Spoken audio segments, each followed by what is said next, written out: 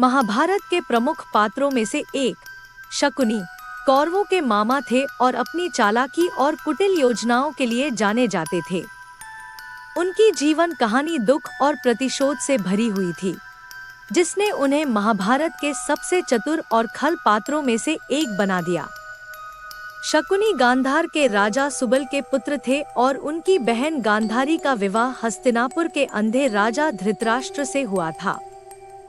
गांधारी ने अपने पति के प्रति अटूट समर्पण दिखाते हुए स्वयं अपनी आंखों पर पट्टी बांध ली, ताकि वह भी धृतराष्ट्र की तरह अंधेपन का जीवन जी सके।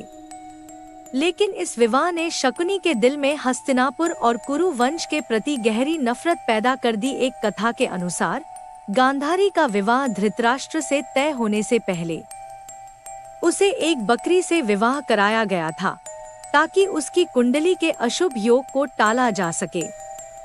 जब भीष्म को इस बारे में पता चला, उन्होंने इस धोखे को गंभीरता से लिया और शकुनी के पिता सुबल और उनके पूरे परिवार को कारागार में डाल दिया।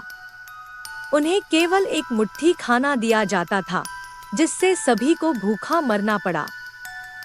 परिवार ने फैसला किया कि सभी की मृत्यु से पहले केवल शकुनी को जीवित रखना चाहिए, ताकि वह भविष्य में अपने परिवार का प्रतिशोध ले सके। अपने भाइयों की भूख से तड़प कर हुई मौतों के बाद शकुनी ने कसम खाई कि वह कुरु वंश को नष्ट कर देगा।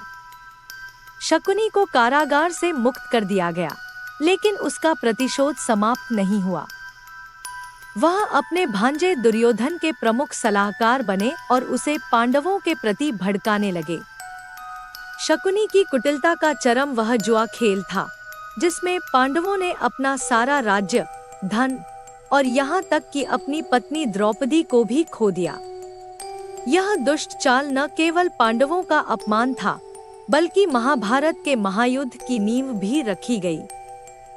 शकुनी की चतुर चालें और दुर्योधन के प्रति उसकी वफादारी ने उसे अस्थायी रूप से विजयी बनाया, लेकिन अंततः वही चालें कौरवों के विनाश का कारण बनी। प्रतिशोध की आग में जलते हुए शकुनी ने न केवल हस्तिनापुर के वंश का नाश किया, बल्कि अपने लिए भी विनाश का मार्ग तैयार किया। महाभारत के युद्ध में शकुनी का अंत पांडवों के भाई सहदेव के हाथों हुआ, जिसने अपने पिता पांडु की मृत्यु का प्रतिशोध लिया। इस तरह शकुनी की कुटिलता और धूर्तता ने महाभारत की कथा को गहराई दी, लेकिन अंततः उनका जीवन प्रतिशोध और विनाश की कहानी बनकर रह गया।